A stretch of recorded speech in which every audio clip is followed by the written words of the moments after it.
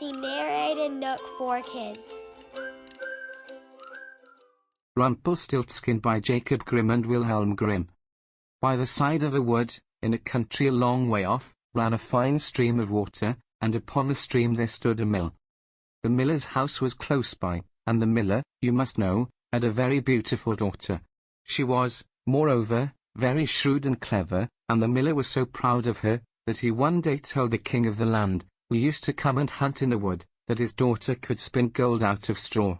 Now this king was very fond of money, and when he heard the miller's boast his greediness was raised, and he sent for the girl to be brought before him. Then he led her to a chamber in his palace where there was a great heap of straw, and gave her a spinning wheel, and said, "All this must be spun into gold before morning, as you love your life." It was in vain that the poor maiden said that it was only a silly boast of her father, for that she could do no such thing as spin straw into gold. The chamber door was locked, and she was left alone. She sat down in one corner of the room, and began to bewail her hard fate, when on a sudden the door opened, and a droll-looking little man hobbled in, and said, "Good morrow to you, my good lass, what are you weeping for?" "Alas," said she, "I must spin this straw into gold, and I know not how." "What will you give me," said the hobgoblin, "to do it for you?" "My necklace," replied the maiden.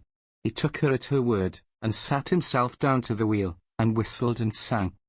Round about, lo and behold, reel away, straw into gold. And round about the wheel went merrily, the work was quickly done, and the straw was all spun into gold. When the king came and saw this, he was greatly astonished and pleased, but his heart grew still more greedy of gain, and he shut up the poor miller's daughter again with a fresh task. Then she knew not what to do, and sat down once more to weep, but the dwarf soon opened the door, and said, "What will you give me to do your task?" "The ring on my finger," said she. So her little friend took the ring, and began to work at the wheel again, and whistled and sang. Round about, lo and behold, reel away, straw into gold. Till, long before morning, all was done again. The king was greatly delighted to see all this glittering treasure, but still he had not enough, so he took the miller's daughter to a yet larger heap, and said, "All this must be spun tonight, and if it is, you shall be my queen." As soon as she was alone the dwarf came in, and said, "What will you give me to spin gold for you this third time?" "I have nothing left," said she. "Then say you will give me," said the little man, "the first little child that you may have when you are queen." "That may never be," thought the miller's daughter, and as she knew no other way to get her task done, she said she would do what he asked. Round went the wheel again to the old song, and the mannikin once more spun the heap into gold.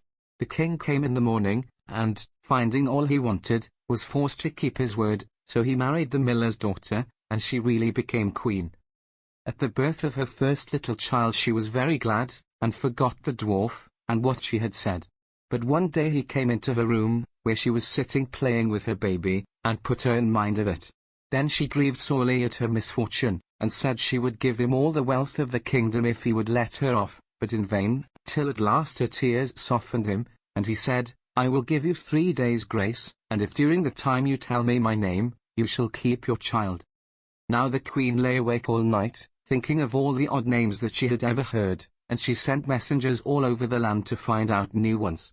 The next day the little man came, and she began with Timothy, Ichabod, Benjamin, Jeremiah, and all the names she could remember, but to all and each of them he said, "Madam, that is not my name." The second day she began with all the comical names she could hear of, Bandy-legs, Hunchback, Crookshanks, and so on. But the little gentleman still said to every one of them, "Madam, that is not my name." The third day one of the messengers came back, and said, "I have travelled 2 days without hearing of any other names, but yesterday, as I was climbing a high hill, among the trees of the forest where the fox and the hare bid each other good night, I saw a little hut, and before the hut burnt a fire, and round about the fire a funny little dwarf was dancing upon one leg, and singing, 'Merrily the feast I'll make. Today I'll brew, tomorrow bake. Merrily I'll dance and sing. For next day will a stranger bring. Little does my lady dream. Rumplestiltskin is my name.'" When the queen heard this she jumped for joy, and as soon as her little friend came she sat down upon her throne, and called all her court round to enjoy the fun, and the nurse stood by her side with the baby in her arms, as if it was quite ready to be given up. Then the little man began to chuckle at the thought of having the poor child to take home with him to his hut in the woods, and he cried out, "Now, lady, what is my name?" "Is it John?" asked she. "No, madam." "Is it Tom?" "No, madam." "Is it Jemmy?" "It is not." "Can your name be Rumplestiltskin?" said the lady slyly. "Some witch told you that. Some witch told you that," cried the little man, and dashed his right foot in a rage so deep into the floor, that he was forced to lay hold of it with both hands to pull it out. Then he made the best of his way off, while the nurse laughed and the baby crowed, and all the court jeered at him for having had so much trouble for nothing, and said, "We wish you a very good morning, and a merry feast, Mr. Rumplestiltskin." The end.